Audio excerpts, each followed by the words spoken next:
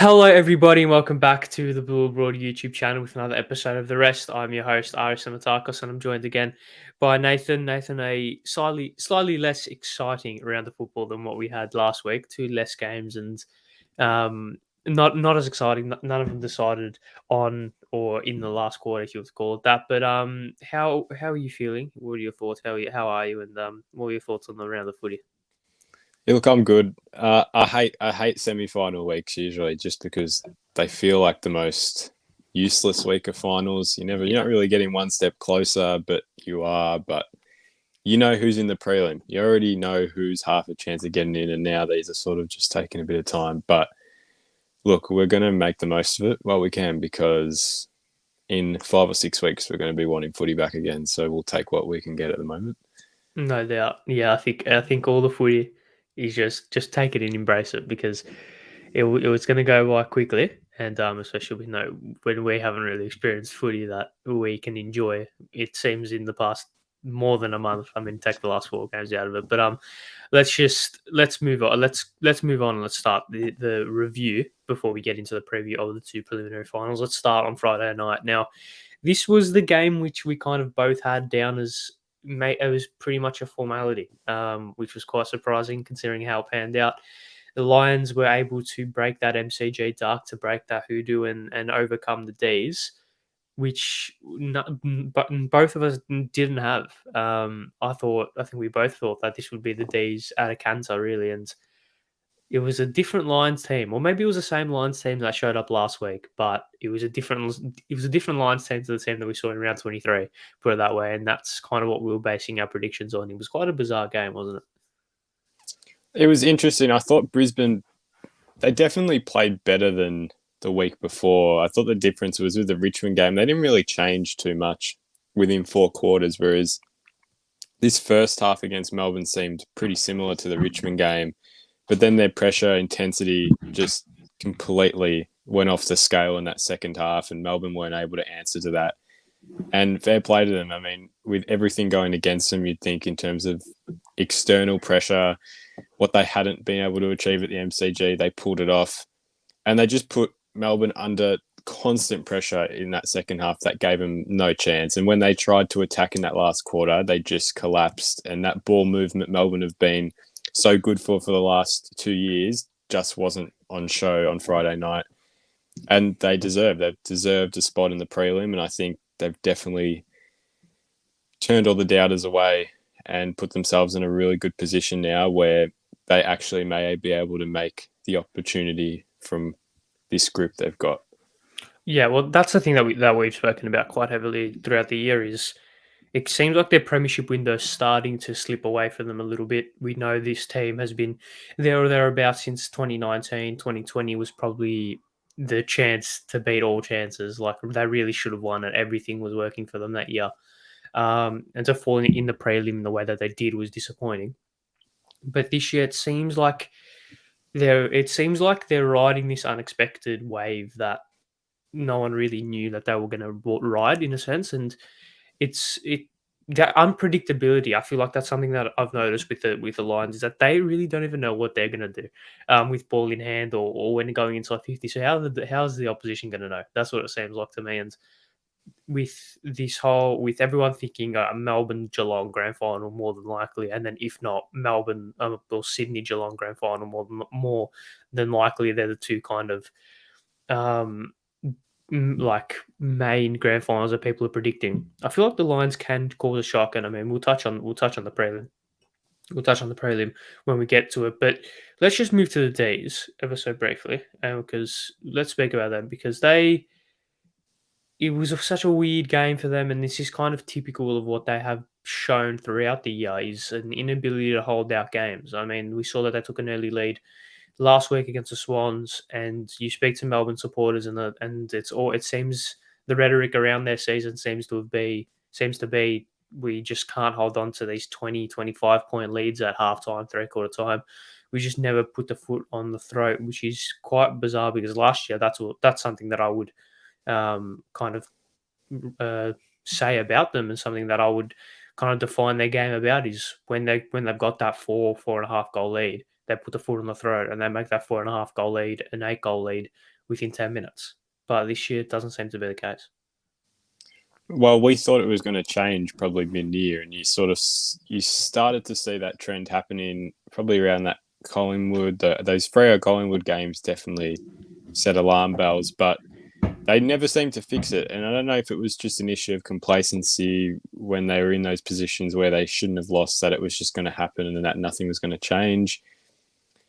Just probably the story of their season, really. Good for one half, not for the second, and even just in general, the first half of their season was good, and the second half of their season wasn't. So, yeah, really weird one for a team that just had so much success that an issue like that would arise straight after a year that absolutely blew everyone away.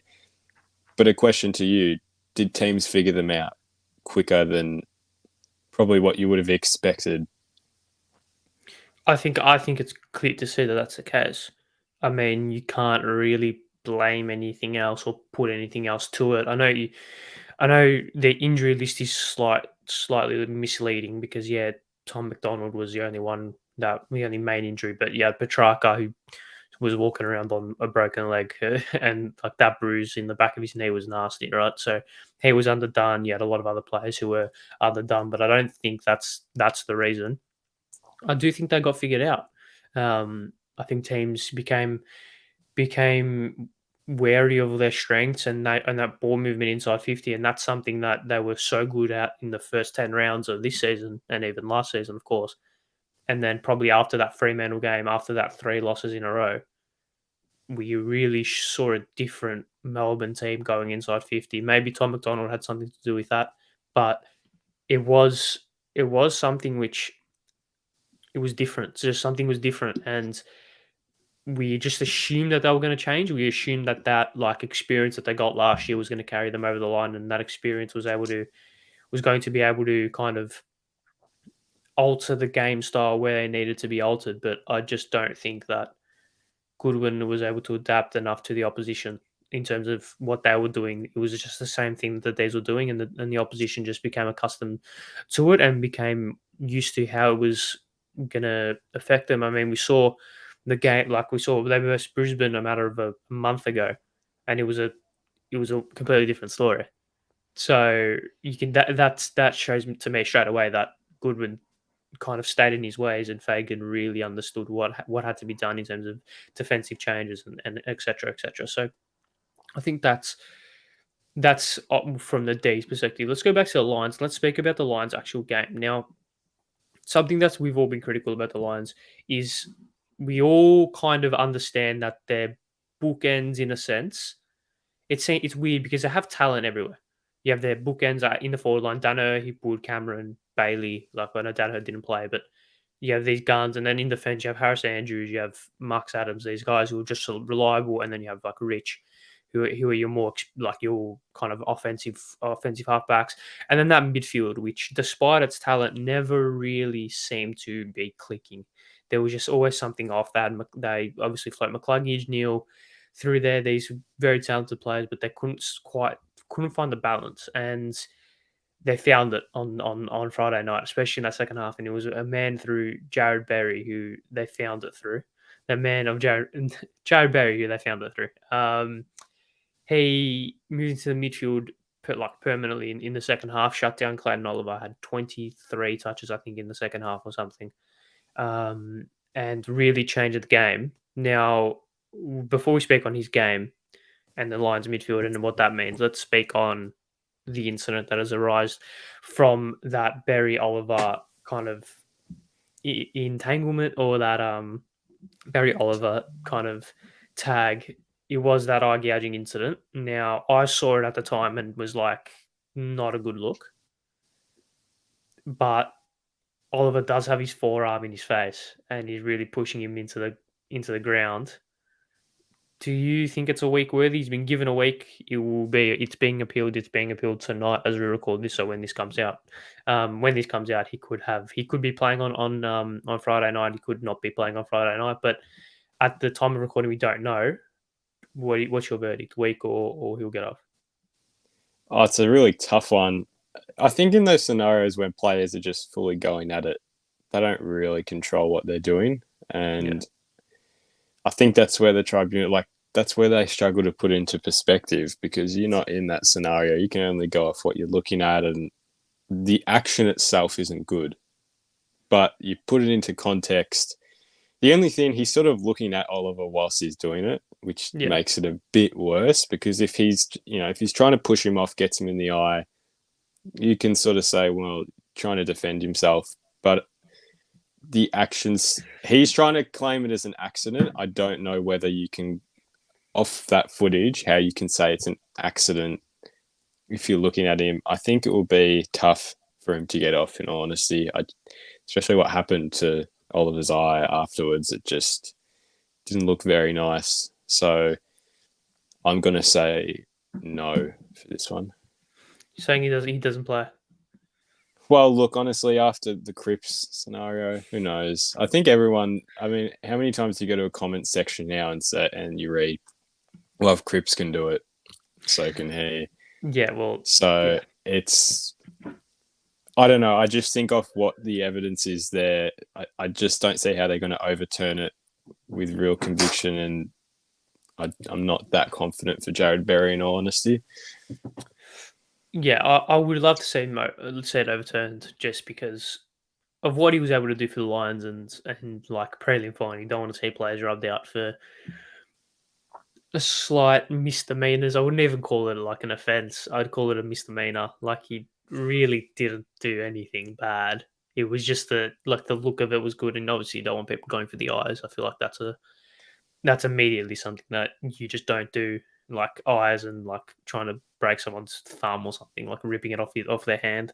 They're just areas that you don't go to. But what I think doesn't help his case is Oliver's already his eye injury beforehand, which he obviously suffered against Sydney, and that we saw was massively like was red and didn't look great. I feel like that doesn't help his case, even though it was probably it was the other eye. I think it might have been, but yeah, I just don't see a way in which they can overturn it. I would love them to do it, but I just don't see a way they're going to be able to overturn it. So I think you'll miss, you think you'll miss, and in response to that, how do the Lions go about?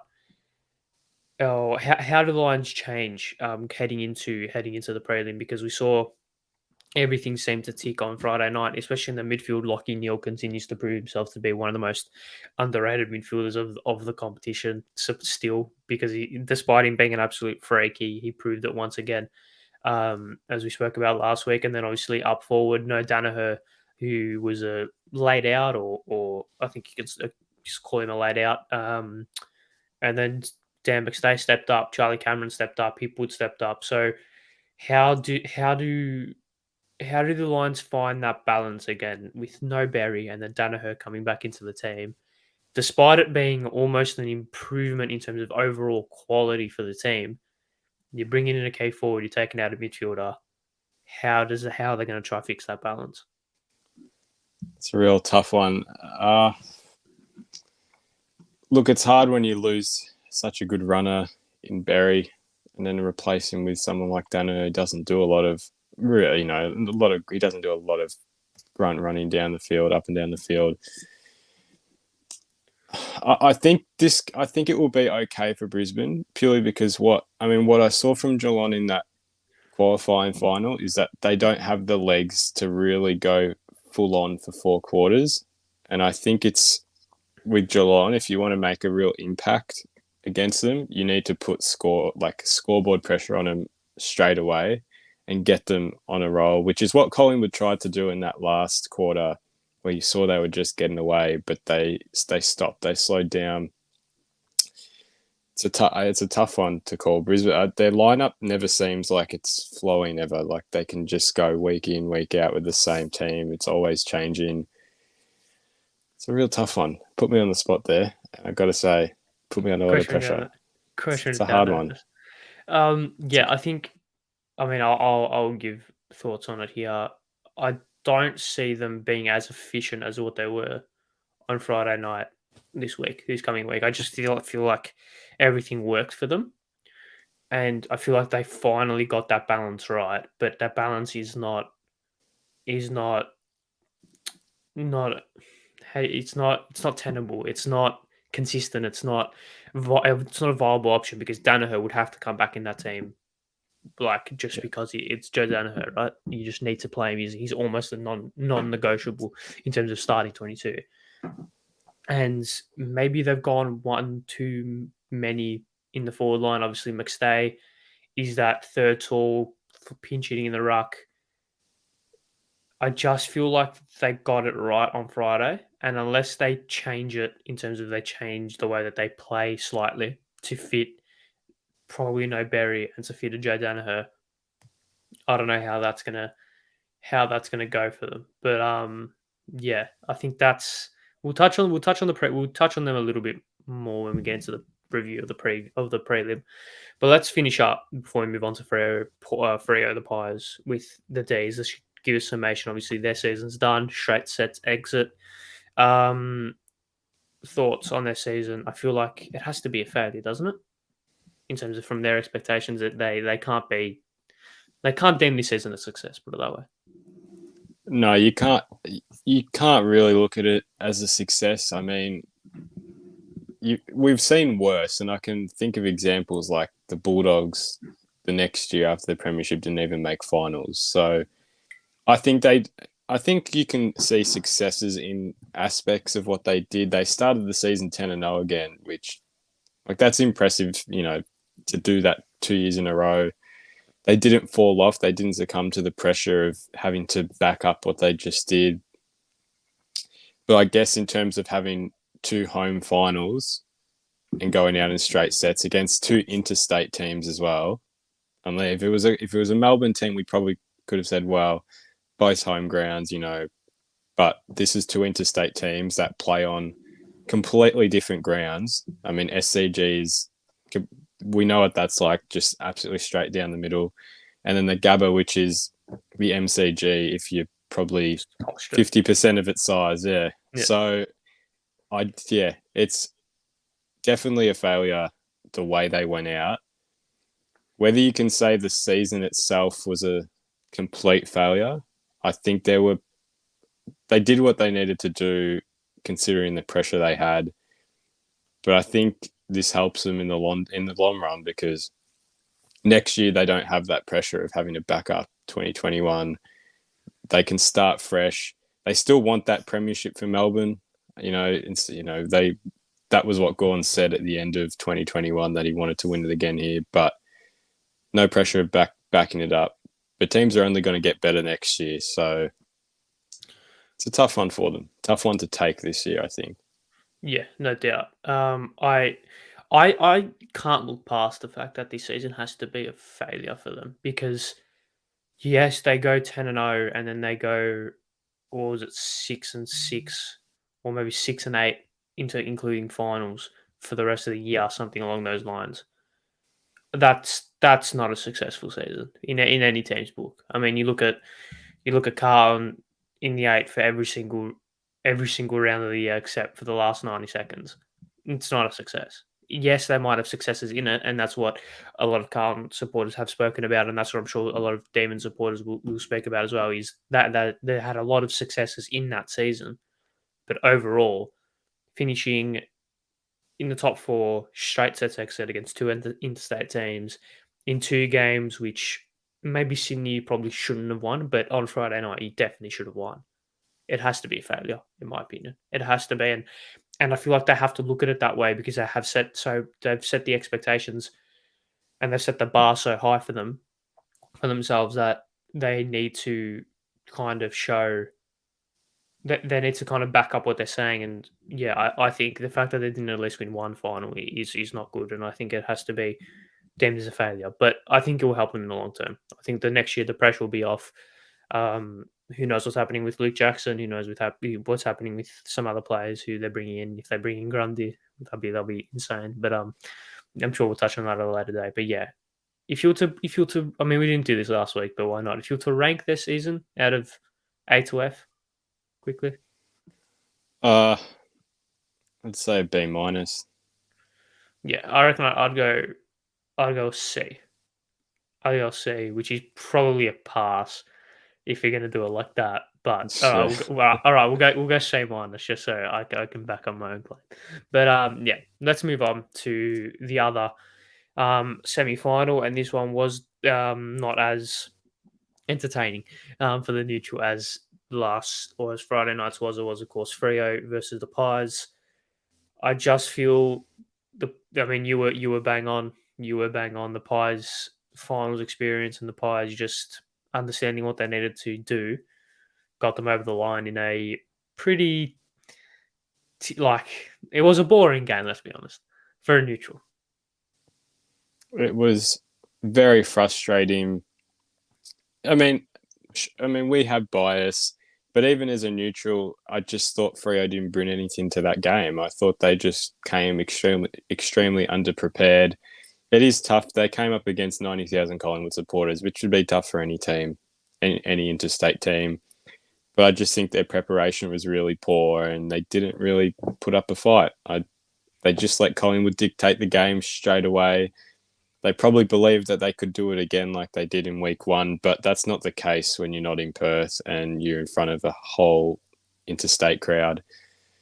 Yeah, wasn't wasn't great viewing for the neutral, but Collingwood did what they needed to do, and that's a credit to them. They know their game style so well, and they kill teams who play to what they want to do. They absolutely hunt them down, and they did it, and they put Freo away early. Credit to them; they deserve to win that game without a doubt. You can't look at that game and say, well, one thing would have gone their way or maybe not. But that was a great performance all round for Collingwood. Yeah, that counter attack that Collingwood plays scintillating at times, and that was the one concern that maybe like that was the one concern coming into the game for Freo was how are they going to stop that when they do turn the ball over. Collingwood, one of the best teams at punishing teams off turnover, especially through the corridor, and their goals came by so easy. It seemed Freo had to work so hard for every single score, whereas the Pies were just in one intercept mark, one kick into the corridor, and they're out.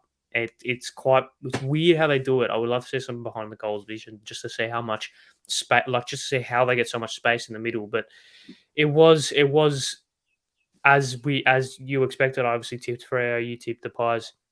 It was as people who tipped the Pies. The game kind of went as the game expected them to go, and that's a credit to the Pies because they showed a maturity level. They didn't allow this game to get close. They just showed a quality and a maturity level to just keep them at arm's length throughout. Now w- with Freo, it was. Did you think that they changed the way that they played, or do you think that Collingwood just set up too good defensively and didn't allow Freo to really get a foothold because they couldn't hack the pressure it seemed, and there was just no way forward for them. Every time they went forward, they'd get shut down, shut down, shut down every single time.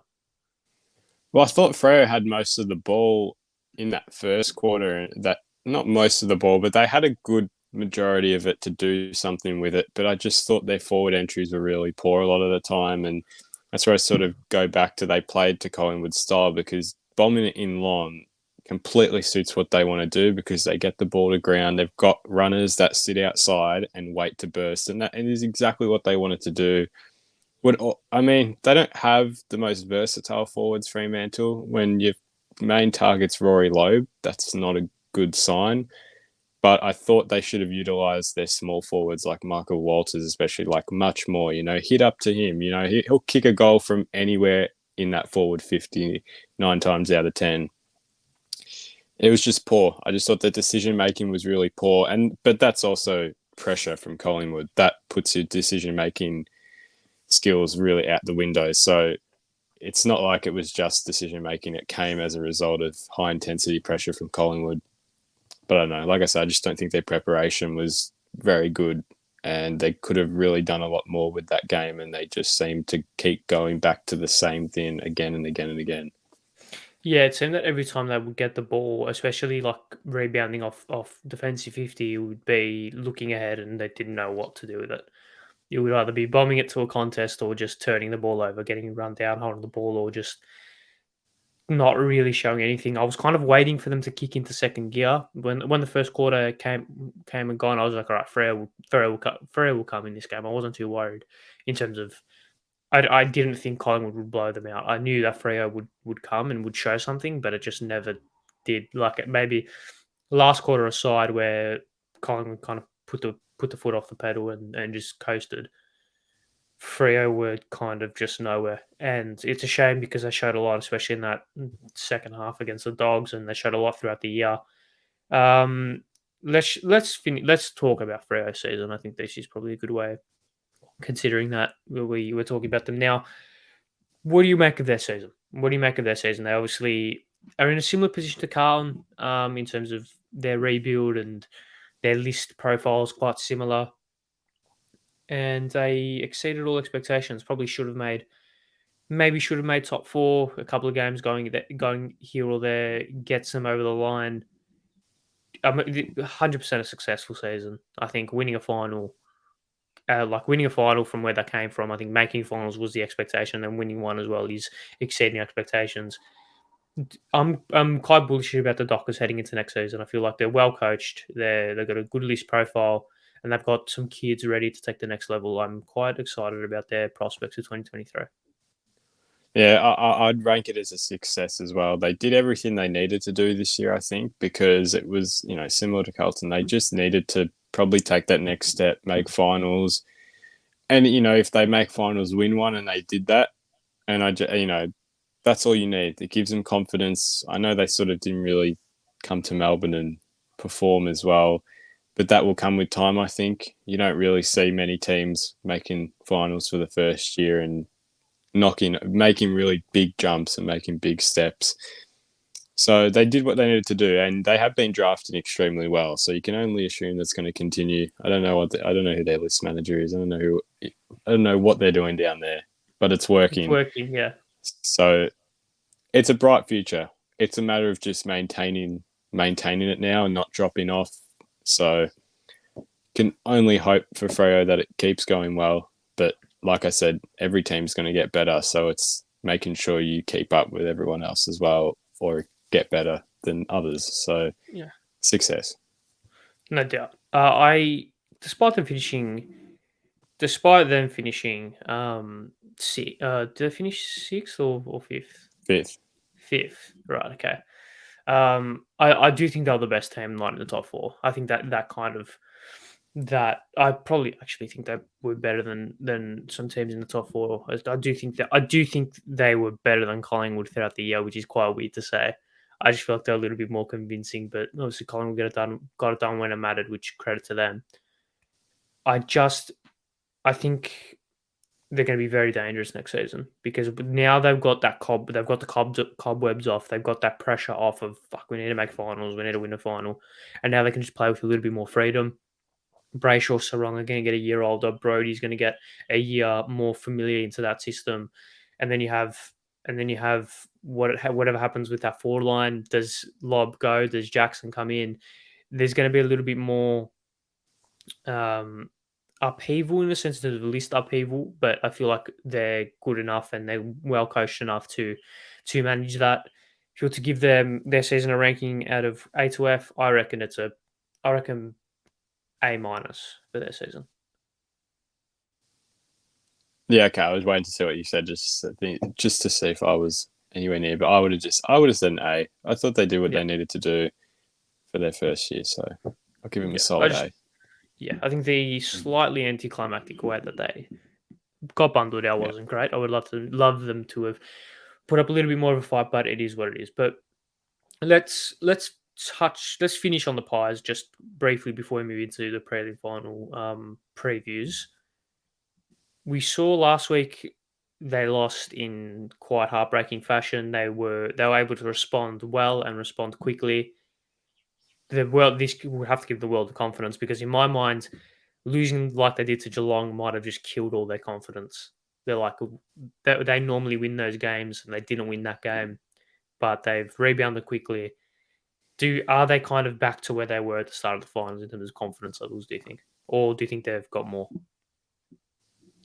Oh, it's a weird one because I think there were two different games. They had all Melbourne, all Vic game the week before, whereas this one it was all Collingwood, and it's a rare thing to get a final where you've got a like a proper home crowd, especially in Melbourne with a Vic team playing.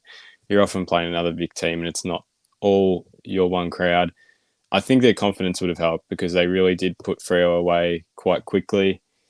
And look, I don't love to say this, but I think if they beat Sydney, they're going to win the premiership.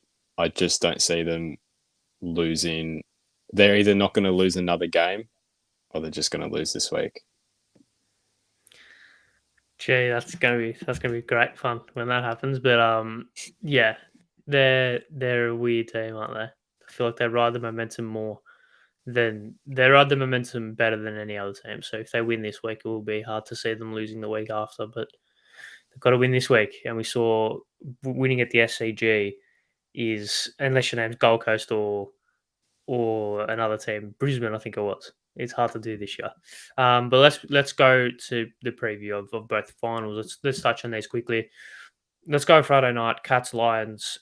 Overall thoughts. The Lions hoodoo's done. It's broken. That monkey's off their back. Joe Danaher will return. You would assume.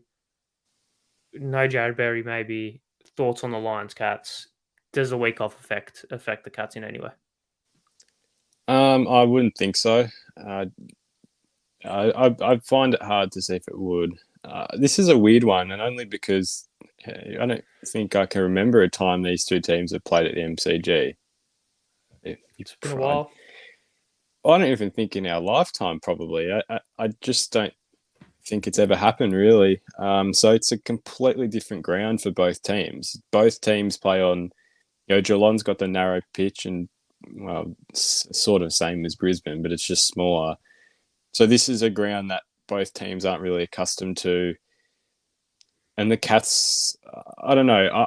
After what I saw from that qualifying final, I'm just not confident the Cats can run out 4 quarters of football. They just seemed so. If you put the pressure on Geelong, like just consistent pressure, I don't think they can handle it. Especially that midfield group really struggled.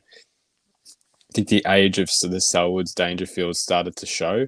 Their forward line can still keep going for 4 quarters, is what we saw because they all stood up. But I don't know. I just think it's that midfield battle that will win this game across 4 quarters.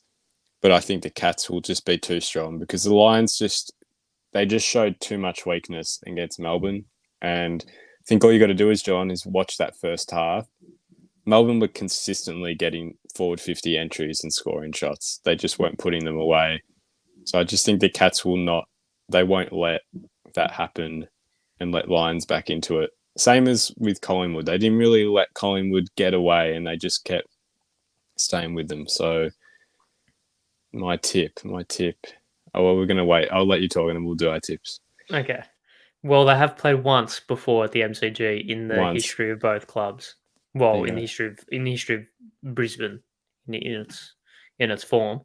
That was the 2004 preliminary final, so which is quite ironic. Were you alive? Yes, I was alive. It was in September. I'm not that young, relax. Yes, they've played once before at the MCG, 2004 elimination final or preliminary final, and we all know the Lions got on top of them that day by 9 points. And as much as I would love history to repeat itself because I love the story, I just think the Cats will be too strong. I just think that they've showed a different level of maturity this season. I mean, granted, their average age is 55, so you'd hope so. I just think they've got that experience, and there's chip on shoulders from Dangerfield. Hawkins, we all know his slight underperformance in key finals in recent years. Gary Rowan, of course, has got that monkey off his back.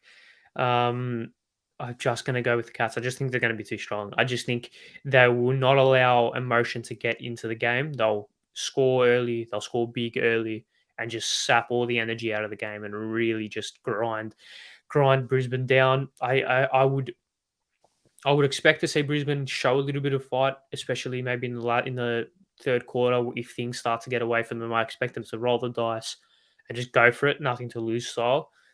But I just think the Cats are going to be too strong.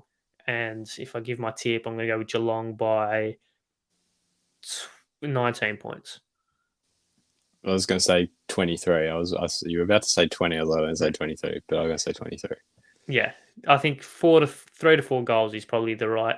It's probably where both sides sit. If you were to play 10 games, I feel like the average margin would be that to Geelong. But let's go to the game Saturday night. Prize Swans. We all know this fixture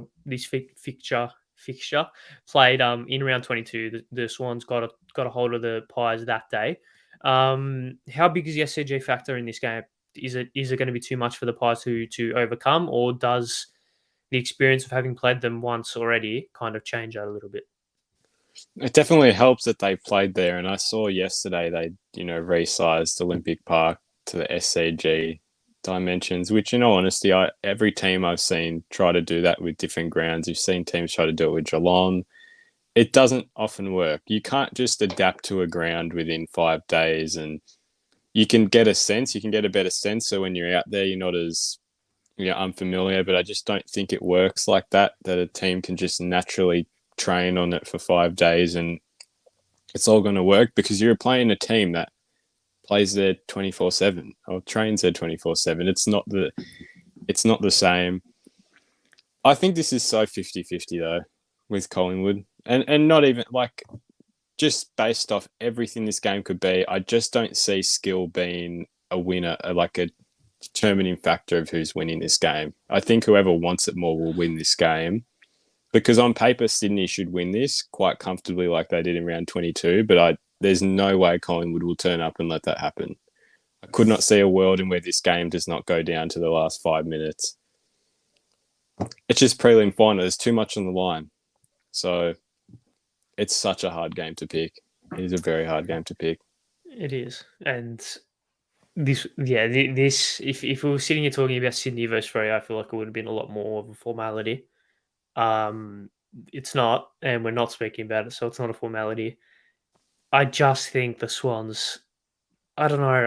I just it's weird. Is it? I don't know what it is. I just feel like they're ready. I feel like it's their time to take that leap, and the SCG factor is just so strong.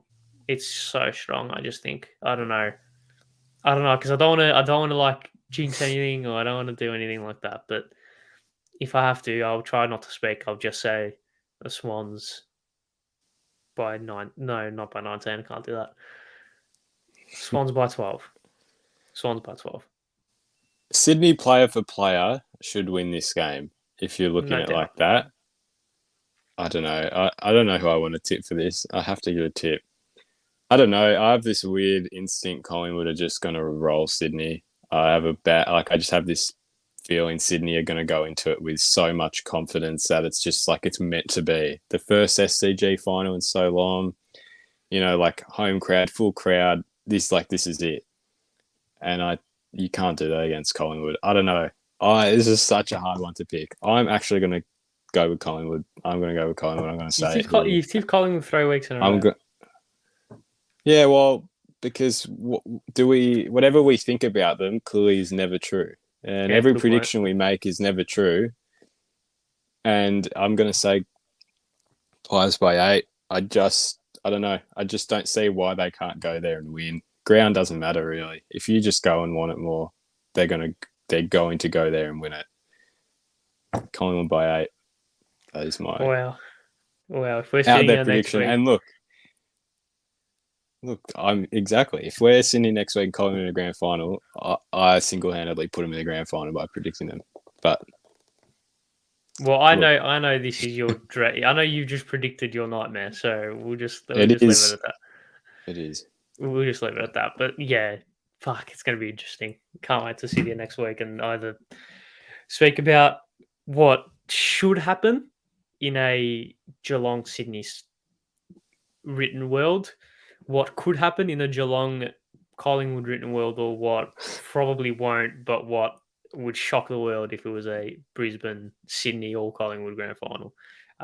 If it's a Brisbane Collingwood grand final, that would be insane. By the way, just FYI. But and also this would I think this final series is going to prove to me whether or not the pre-finals by coupled with the week off for winning the qualifying final make a difference. Because if Sydney and Geelong just come out and just play like they normally play and just win like they're expected to, then there's that theory it gets thrown out the window. If either Yeah. side come out look sluggish and look and look like tired and or not up to it, then I guess there's smoke with there's no smoke without fire. Put it that way. So yeah, let's finish up with the Brownlow medal prediction just quickly. Of course, it's now moved to this Sunday. What? Let's just give prediction. Should we go top three? Let's go top three. Who do you think? Putting you on the spot because we didn't prepare this. It is hard on. I'm going to stick. There's about 5 players I could win. Put it that way. Yeah, I'll stick with Clayton Oliver. I've always been going with him for a couple of weeks now. So I'll put him at 1. Took Miller could go 2 or 3. I'll put him at 2. I think Andy Brayshaw, considering he won the AFLPA MVP, clearly means that he's highly, highly rated. So I'll put him at 3. Yeah, I'm actually gonna flip your top 3. I'm going Brayshaw 1, took 3, took 2, took Miller 2nd, and Clayton Oliver 3rd. I just feel like Petrarca will take some votes off Clary. Hence the 3rd place prediction. Took I just love the way he goes about it, and we all know my undividing love for Andy Brayshaw. So yeah, they're my top 3. And if we're gonna have to touch on goal of the year, mark of the year, I actually don't know who's nominated. So what was your best goal of the year? They don't have to be nominated. Just what would you give if you can remember? Jeez, best goal of the year. I can't even remember half the goals that were kicked. Yeah. Was the Shy Bolton one this year, or was that last year? The Bulldogs one. That was this year. It was this year. I remember that one. That sticks out to me, even though I can't remember a lot of goals. It was Blake Acres against Carlton, wasn't it? From the pocket over there. Yes. Yeah, So. I'll go with that. That was a freakish goal. We'll go with that. And then mark of the year. I can't remember any. I literally can't. not at all. If you were to just pluck one out, I mean the Toby Green one stands out, but that's only because Adam Sard took one in the same game. That's only the reason why I can remember it. So if you were to pluck one out, yeah, I'd say Toby Green as well. I thought I think it was Hayden Young in the Port Adelaide game who actually got the most votes in that round. I thought that was one of the best marks of the year. But right. Well, who knows? Is it even nominated? Correct. I don't even know.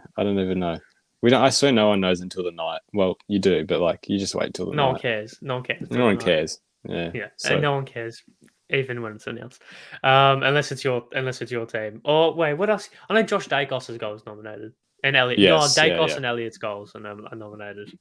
And then another goal. Who knows and who in all honesty, who cares? I think let's finish up with moment of the round. I think this is a good place to touch on David Mundy. Playing football for a very long time, and he hung up the boots this week. Great career. Unfortunately, no premiership to sit alongside his many accolades, and it was a shame to see him go out the way he did. But it's a good kind of passing of the torch, giving the mantle to Sarong and Brody and Brayshaw and these guys to just carry on where he left. It was good scenes after the match as well. Quite good touching scenes. So yes, that was good to see 90,000 Collingwood fans get around him because it could have gone a bit differently, but could have. But no, it was good.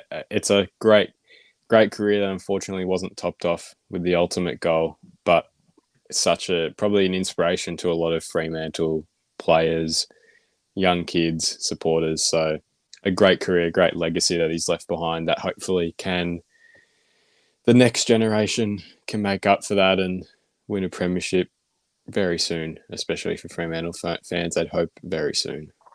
Yes, of course, because it's been a long time coming. But yes, thank you. I think is that enough? Is that it before I do all the thank yous and all the goodbyes? Well, that's enough for this episode. We're going to be back here next week speaking about a Brownlow medalist, speaking about a grand final, And if that grand final involves Collingwood, then it'll be fucking spicy, this one. But yeah, it's gonna be good regardless. We're gonna be here, and I can't wait for it. But yes, thank you all very much for watching, Nathan. Thank you very much for joining me once again. Make sure you like, comment on this video, subscribe to the Blue Broad YouTube channel. Thank you all very much for watching. See you guys next time, and goodbye.